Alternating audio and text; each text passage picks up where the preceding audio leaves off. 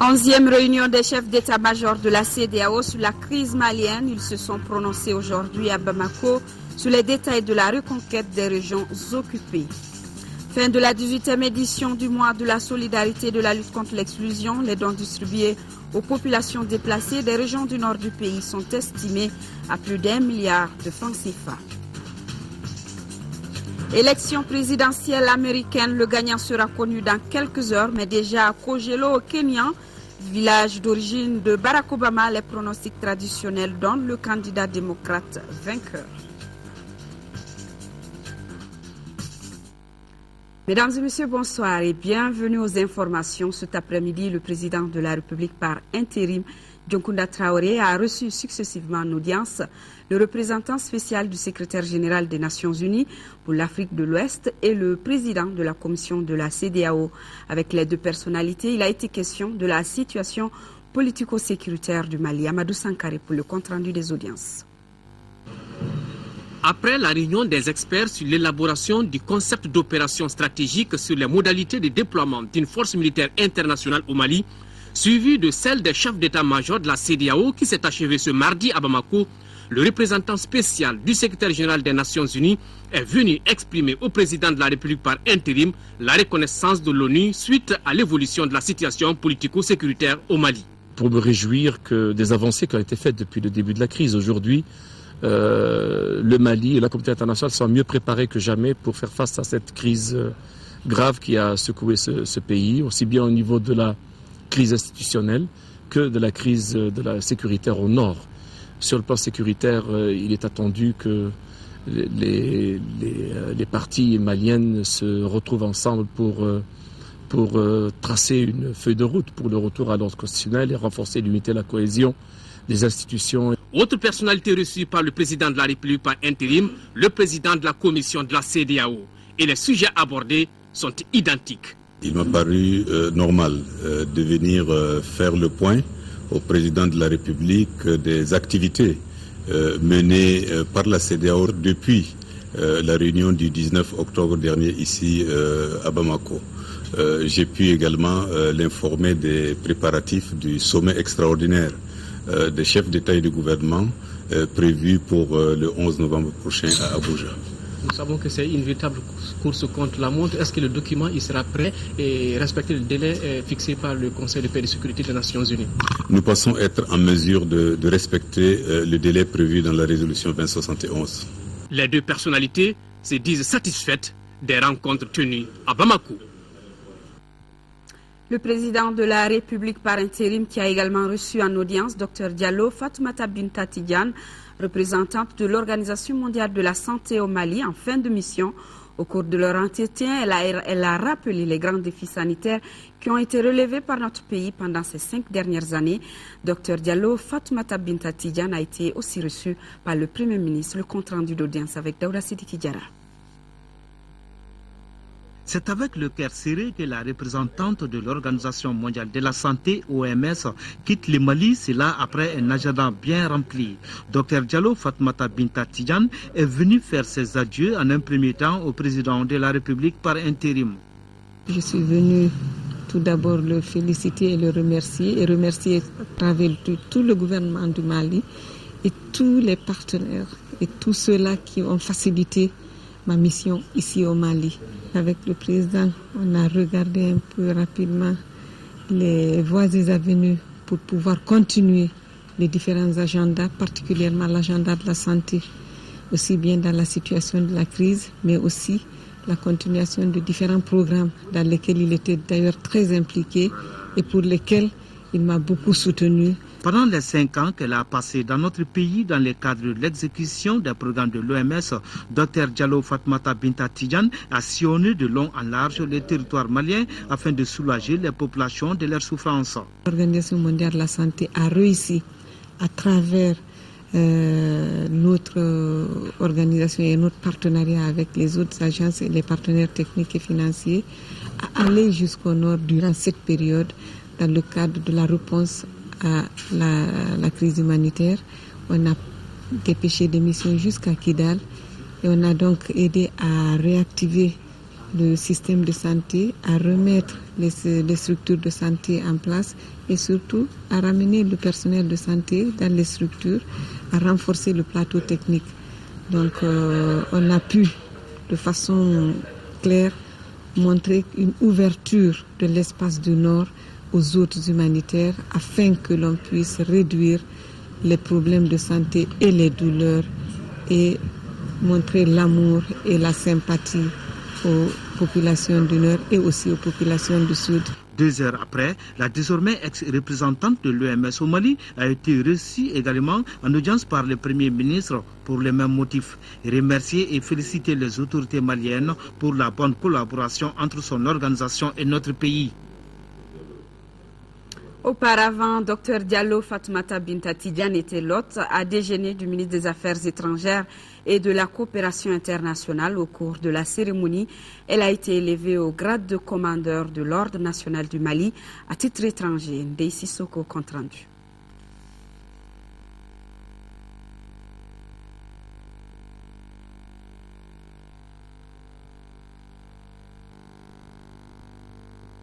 C'est plutôt l'audience à l'Assemblée nationale que le 12e vice-président Sarid Agim Barkawan a donc reçu le directeur régional de la BAD, la Banque africaine de développement.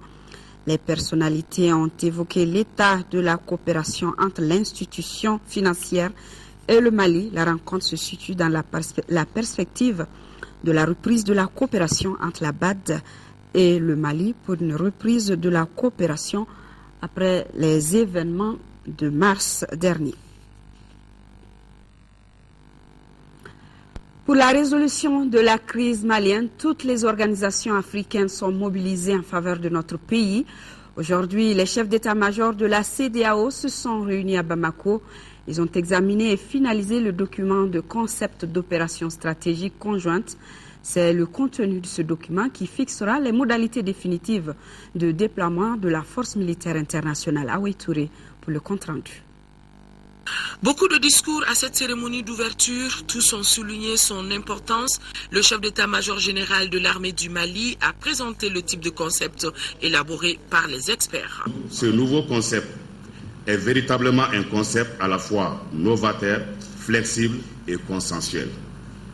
Novateur car s'appuyant sur une résolution 2071 novatrice qui invite de façon inédite des organisations régionales et internationales ainsi que des États à fournir un appui aux forces armées et de sécurité d'un État. Sa flexibilité tient à sa grande ouverture. Il est également consensuel dans la mesure où le champ de divergence s'est progressivement rétréci pour aboutir à un document qui a obtenu l'assentiment de toutes les parties prenantes.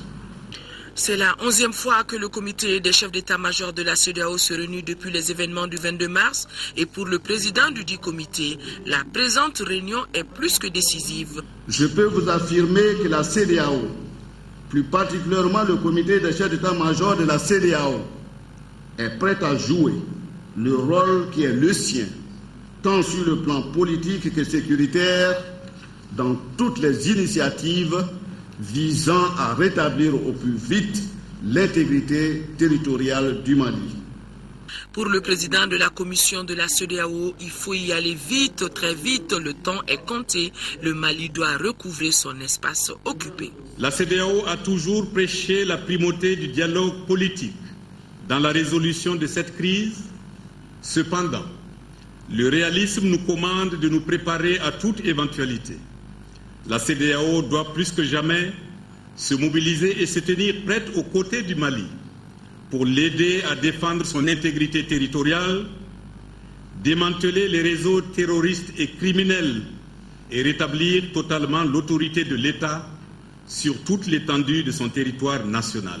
Enfin, le ministre de la Défense, au nom du gouvernement du président de la République par intérim, a diffondé beaucoup d'espoir quant aux conclusions attendues et de rappeler, si besoin en était encore, le contrat moral qui lie l'armée à la nation malienne. La gestion de la crise au Mali focalise depuis un certain temps l'attention de la communauté internationale. Il a fallu du temps de la patience et beaucoup de compréhension, j'allais dire de concession réciproque, pour finalement entamer l'étape décisive d'harmonisation des approches en vue d'une solution définitive aux problèmes existentiels que connaît le Mali. Je me permets simplement de rappeler, encore une fois à votre haute attention, que nos forces armées de sécurité, dans la logique du contrat moral qui les lie à la nation malienne, doivent vous demeurer le fer de lance de toute stratégie de sortie de crise. Voilà donc tous ensemble pour être dans les délais des 45 jours fixés par les Nations Unies pour l'ultime étape.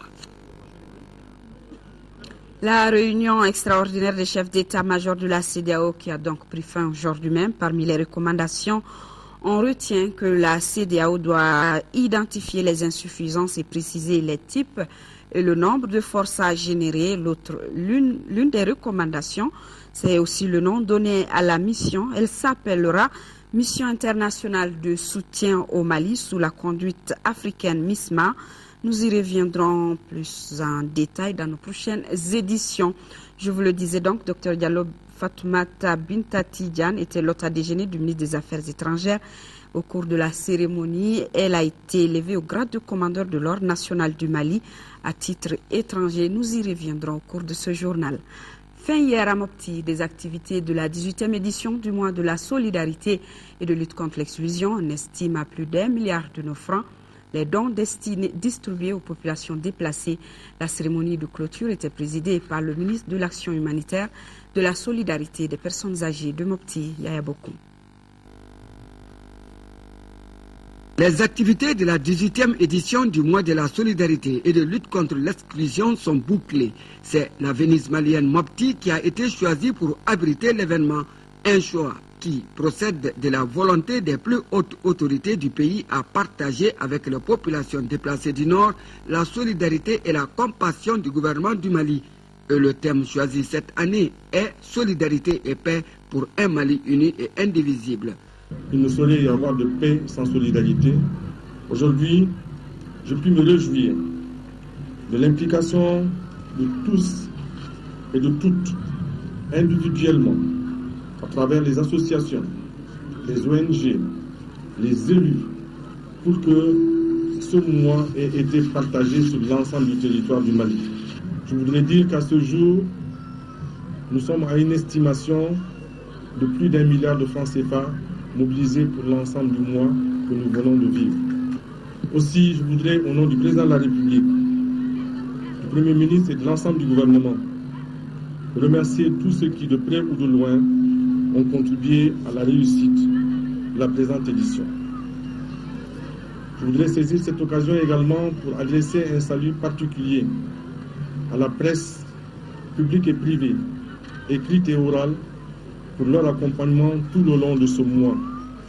Autre temps fort de cette cérémonie de clôture, c'est la remise symbolique des lots de médicaments, des moustiquaires imprégnés, des vivres aux personnes âgées, des kits de dignité et d'hygiène, des tricycles et des chaises roulantes aux personnes handicapées, 100 bœufs aux personnes déplacées et démunies aux mosquées de Mopti et Sévaré, des vivres et non-vivres au président des commissions de gestion des dons pour les régions de Gao, Tombouctou, Kidal et le cercle de Douanza, d'où un convoi humanitaire de 11 camions pour un coût total de plus de 481 millions de francs CFA.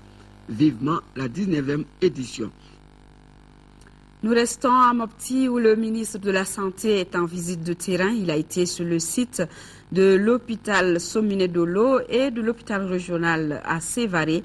Soumana Makadi voulait s'enquérir du démarrage des activités de l'hôpital de Sévaré et envisager des stratégies de fonctionnement de l'ancien Yacouba Maïga depuis Mopti. Contrairement à ce que beaucoup de personnes pensent à Mopti, l'ancien site de l'hôpital Somminé Dolo ne sera pas fermé. L'assurance en a été donnée ce lundi par le ministre de la Santé qui a visité les locaux. Cet hôpital qui date de la période coloniale avec des lits qui datent depuis 1956 et des bâtiments vétustes ne répond plus aux normes d'un hôpital digne de ce nom. Il fallait donc des travaux de réhabilitation qui sont déjà en cours pour être fonctionnels avec l'équipe du centre de santé de référence de Mopti. Il ressort une demande de réouverture de l'ancien site de l'hôpital de Mopti. Donc nous avons déjà instruit au directeur régional de la santé et au gouverneur de Mopti de prendre les dispositions pour que cela soit dans les meilleurs délais. Au niveau de Sévaré, il est ressorti qu'il y a un manque de personnel et aussi qu'il y a un besoin de formation. Donc j'ai pris l'engagement d'aider rapidement à régler ces problèmes. Sur le site du nouvel hôpital à Sévaré, le constat est tout autre. Avec des infrastructures dotées de toutes les commodités et des équipements de dernière génération, les attentes des populations devraient être comblées en matière de soins de qualité, même si la capacité du personnel a besoin d'être renforcée. Le ministre de la Santé a tenu à rencontrer également les notabilités de Mopti pour éclairer la lanterne des uns et des autres sur certaines zones d'ombre du processus de transfert de l'hôpital Souminé Dolo à Sévaré.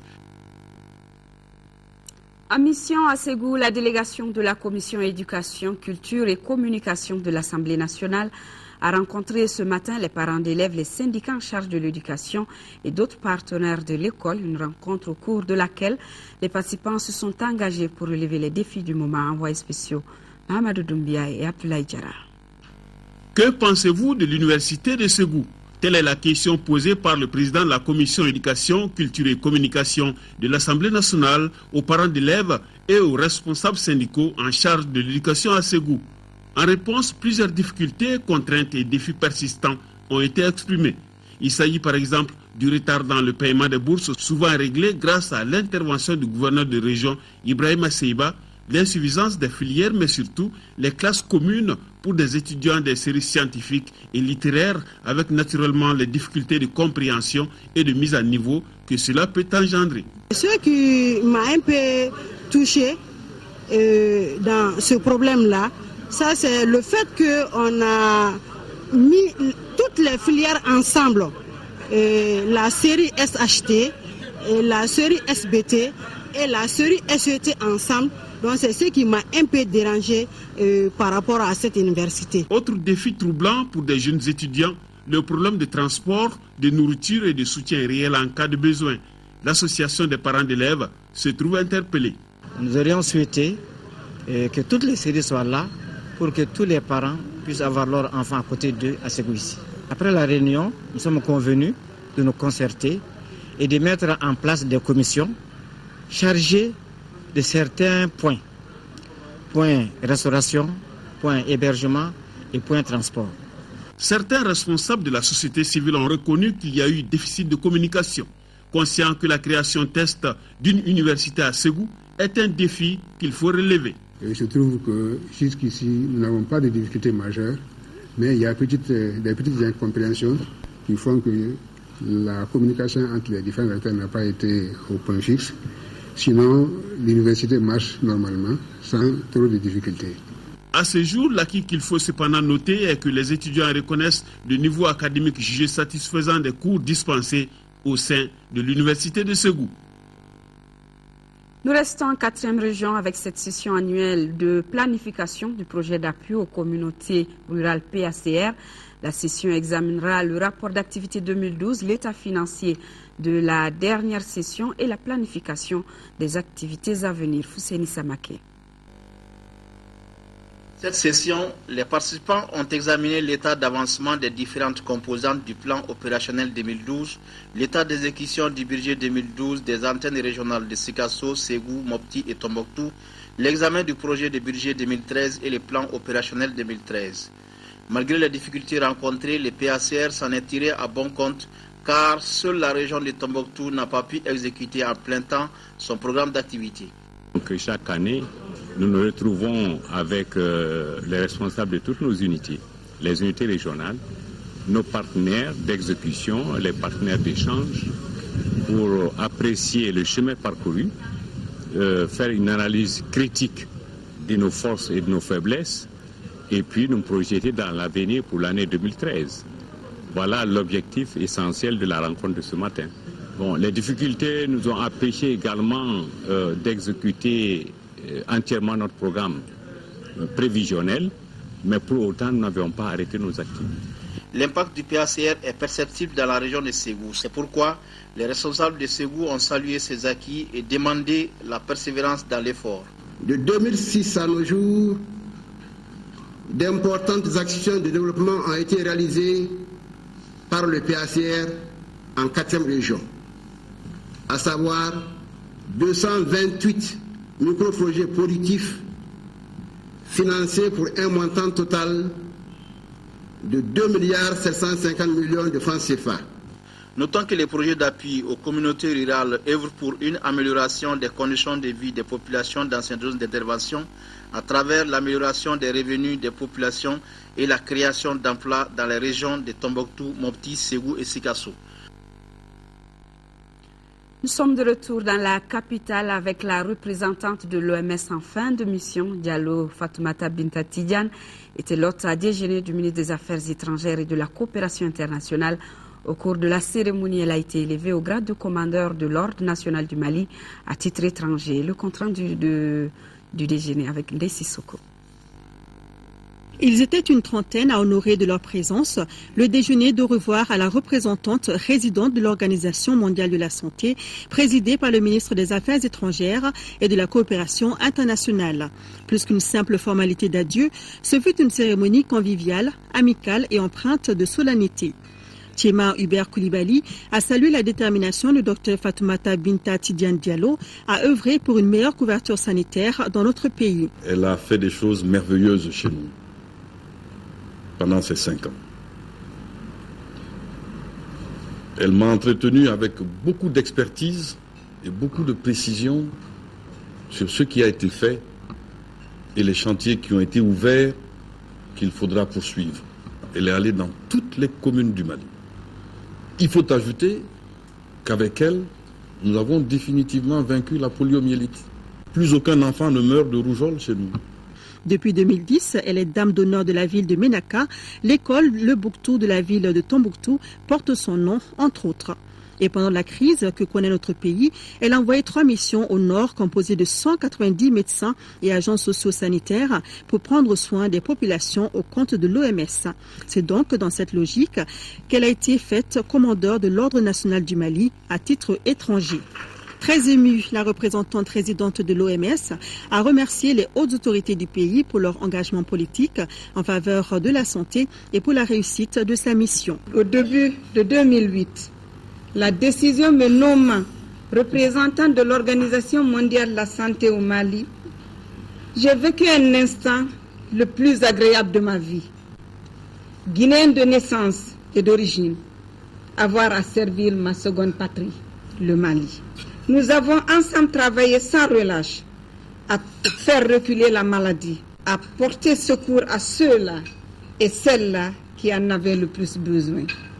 Les intenses campagnes de vaccination, conduites partout à travers le vaste et beau pays qu'est le Mali, sont autant d'exemples d'un travail accompli dans une synergie et une osmose fort de partenariat. Dr Fatoumata Binta Tidiane Diallo a également reçu des cadeaux du ministre de la Famille et de la Promotion de la Femme et de l'Enfant en guise de remerciement. Elle quitte le Mali pour le Congo-Brazzaville. Son remplaçant est sénégalais. Il est attendu d'ici la fin du mois de novembre à Bamako. Bon vent à toi, docteur. Environ 800 millions de francs CFA. C'est le coût du programme My Right, My Voices de Oxfam, un nouveau programme qui vise à mobiliser la jeunesse pour faire le plaidoyer de ses droits en faveur de la santé de la reproduction. Boubacar Sissoko. Oxfam, à travers cette cérémonie, lance officiellement son programme My Right, My Voice, autrement dit, mes droits et mes voix. Un programme qui se donne comme mission la mobilisation des jeunes en faveur de leurs droits à l'éducation et à la santé de la reproduction. Le programme My Right, My Voice vient renforcer le travail existant en traçant des liens de causalité entre la sexualité précoce, la mauvaise qualité de l'éducation et les faibles taux d'achèvement et de scolarisation au niveau des jeunes et surtout des filles. Le but du programme étant de susciter des changements durables dans les politiques, pratiques et croyances pour répondre aux besoins spécifiques d'éducation et de santé et aux aspirations des enfants marginalisés et des jeunes. Le programme My Right, My Voice est une des réponses aux multiples préoccupations du gouvernement par rapport à la question de la jeunesse. Cette jeunesse bénéficiera des appuis conséquents lui permettant d'appréhender les difficultés auxquelles elle est confrontée en matière de santé de la reproduction. Le gouvernement du Mali, à travers le ministère de l'Éducation et de l'Alphabétisation, ne ménagera aucun effort pour soutenir ce programme innovant dont l'objectif final est l'amélioration de l'offre et de la qualité de l'éducation à travers la promotion de la santé de la reproduction, la participation des enfants et jeunes et l'engagement des autorités et communautés. C'est un programme qui, je suis convaincu, apportera des réponses concrètes aux préoccupations actuelles des adolescents et jeunes du Mali. My Right, My Voice est un programme initié par Oxfam. Il est financé par la coopération suédoise pour un montant d'environ 800 millions de francs CFA. Le programme s'étend sur 3 ans et couvre l'ensemble du Mali. La 16e édition de l'espace d'interpellation démocratique aura lieu le 10 décembre prochain. À ce jour, 96 dossiers ont été reçus par la commission et à un mois donc de sa tenue, le médiateur de la République et les membres de la commission d'organisation ont organisé une journée préparatoire suivie par notre reporter Timoko Sagara. Le gouvernement du Mali ne va plus organiser l'espace d'interpellation démocratique. Cette tâche est désormais confiée au bureau du médiateur de la République. Pour cette 16e édition de l'EID, le bureau a déjà reçu 96 dossiers d'interpellation, au nombre desquels 43 ont été rejetés, 31 retenus pour suite à donner et les 22 autres ont été déjà lus. S'agissant des interpellations lues, certains départements ont fourni des efforts afin que les engagements pris soient suivis d'effet. Toutefois, il est à regretter que d'autres n'ont pas encore pu trouver de solution malgré le bien fondé des interpellations. En ce qui concerne les 32 interpellations retenues pour suite à donner, 22 ont été intégralement traitées par les départements concernés. Les 10 autres sont en cours de traitement très avancé au niveau des départements. S'agissant des recommandations formulées en 21 points à l'endroit du gouvernement, seul un ministère n'a pas encore réagi. Ces données sont mentionnées dans un rapport soumis à l'appréciation des membres du jury. Les journées d'évaluation à mi-parcours se tiennent en présence des membres du jury et de 2 invités d'honneur. Il s'agit du Béninois Mathieu Adouekono et du franco-malien Hamidou Traoré. Les membres de l'amicale de l'Union nationale des élèves étudiants du Mali louent les efforts déployés par le gouvernement malien et le président français dans la recherche de solutions à la crise que traverse notre pays, l'ont fait savoir au cours d'un point de presse. Nous vous proposons ici un extrait de leur déclaration lue par le secrétaire général adjoint El Hadj Seydou Patrice Dambélé. Ces propos ont été recueillis par Fademba Keita. L'AMSUNEM salue ici et maintenant le président François Hollande, président de la République française, qui, du haut de la tribune des Nations Unies, a dit non, plus jamais ça au Mali, entraînant du coup une adhésion totale de la communauté internationale à la cause du Mali. L'AMSUNEM salue le sacrifice consenti par le président Diongoda Traoré au nom de la patrie pour cette conviction forte en faveur de la paix, de l'unité nationale, malgré les dures épreuves subies par la personne. L'AMSUNEM salue notre camarade Traoré Mintou Doucouré, épouse du président de la République, pour sa brillante intervention à la tribune des Nations Unies en faveur de la paix au Mali. L'AMSUNEM salue, par la même occasion, tous les patriotes maliens, jeunes et vieux, femmes et hommes, de l'intérieur comme de l'extérieur, pour leur attachement à la démocratie, à la sauvegarde des droits et des libertés démocratiques conquis dans le sang du 26 mars 1991. Hors de chez nous, l'élection présidentielle aux États-Unis s'achève dans quelques heures. Beaucoup de Maliens apprécient la politique du président sortant Barack Obama, même si d'autres estiment qu'il n'a pas été à la hauteur des attentes. Tiemogo Konaté a mené une enquête. En 2008, l'élection de Barack Obama à la magistrature suprême de la première puissance économique du monde, les États-Unis, a été saluée sur tout le continent africain. Après un premier mandat de 4 ans, les appréciations divergent sur le parcours du premier président noir de ce pays. Si certains déclarent l'avoir senti peu et même très peu dans la résolution des conflits armés en Afrique, d'autres se disent cependant favorables à sa politique. C'est-à-dire Barack Obama veut un changement en profondeur, mais pas un changement d'homme. C'est ce qu'il a fait comprendre aux Africains. C'est à nous de prendre notre destinée en main et surtout de mettre en place des institutions solides. Son arrivée a été très attendue pour nous, Africains. Nous attendions de lui beaucoup de choses en faveur du continent africain. Mais malheureusement, nos espoirs ont été un peu déçus dans la mesure où son implication sur le continent africain n'a pas été pleine. Elle n'a pas été entière dans la mesure où nous l'avons senti très peu présent sur le continent africain. Les attentes sont peu comblées, mais l'espoir est permis. Permis pour venir à bout des difficultés socio-économiques qui secouent bon nombre de pays en Afrique. D'où l'engagement des uns et des autres à le soutenir pour un second mandat. Tout de même, nous souhaitons qu'il passe pour la deuxième fois, ne serait-ce que pour lui permettre de poursuivre ses ambitions en faveur de l'Afrique.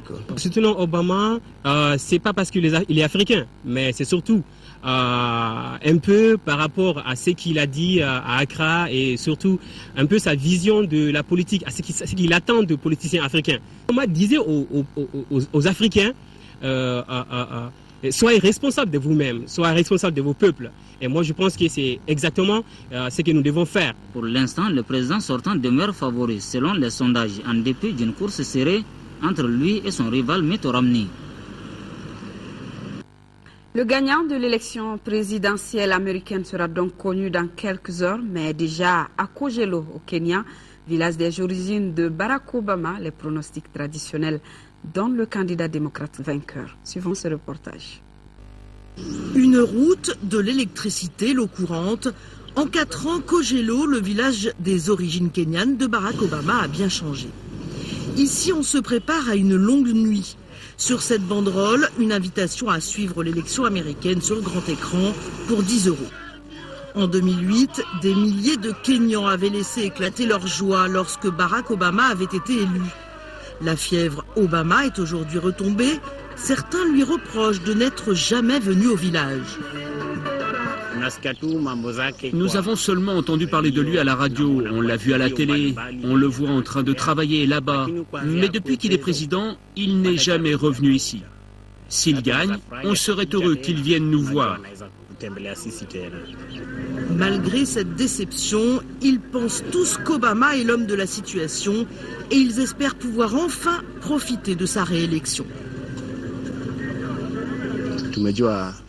S'il gagne, et il va gagner, on verra beaucoup de développement dans notre village et dans le monde entier. À Kogelo vit encore Mama Sarah, 90 ans, la 3e femme du grand-père paternel de Barack Obama. C'est la plus fervente des fans du président américain. Au village était organisée une grande conférence de presse. Pour elle, pas de doute, Obama gagnera les élections. Je comprends que c'est difficile, mais je prie Dieu pour qu'il sorte victorieux. Je suis sûr qu'il va gagner car il a travaillé dur pour ça.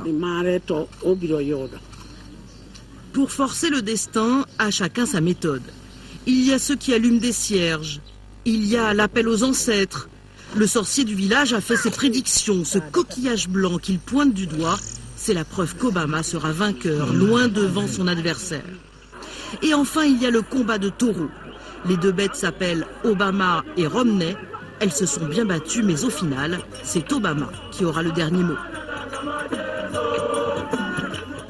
Voilà Obama qui est donc président à Kogelo. De Kogelo, nous descendons directement au commissariat du 15e arrondissement qui vient de mettre aux arrêts 2 malfrats. Il s'agit de Modibo Traoré et de Mamadou Lamine Traoré, tous 2 anciens militaires déserteurs ou radiés de la promotion 2001. Leur complice, Draman Koulibaly, est toujours en fuite, nous dit-on, armé de pistolets automatiques.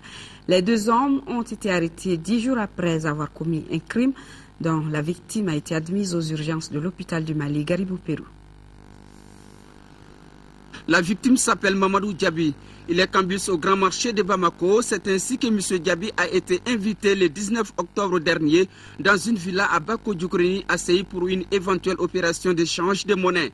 Et c'est là qu'il a été sévèrement battu avant d'être criblé de balles et dépossédé de la somme de 3 100 000 francs CFA.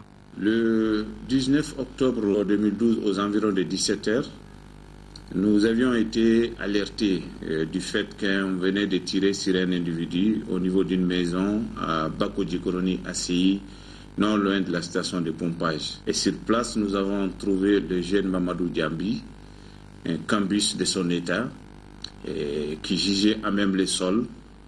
Ainsi, nous avons ouvert une enquête. L'enquête nous a permis de mettre la main sur deux individus, Modibo Traoré et Mamadou Lamine Traoré, tous deux anciens militaires. Selon des sources médicales, la vie de la victime n'est plus en danger après des interventions chirurgicales. Mais quant aux auteurs du crime, Modibo Traoré et Mamadou Lamine Traoré, ils vont désormais méditer sur leur sort auprès du procureur général de la République dès ce mardi 6 novembre. En attendant, le 15e arrondissement est à la recherche du 3e malfrat, Draman Koulibaly, toujours en fuite. Merci d'avoir été de notre prochain rendez-vous de l'info demain 10h-13h avec Nyanya Lou Traoré. Je vous retrouve s'il plaît à Dieu pour les éditions du soir. Soyons de cœur et d'action avec nos parents des régions du Nord vivant sous occupation. Ne les oubliez pas.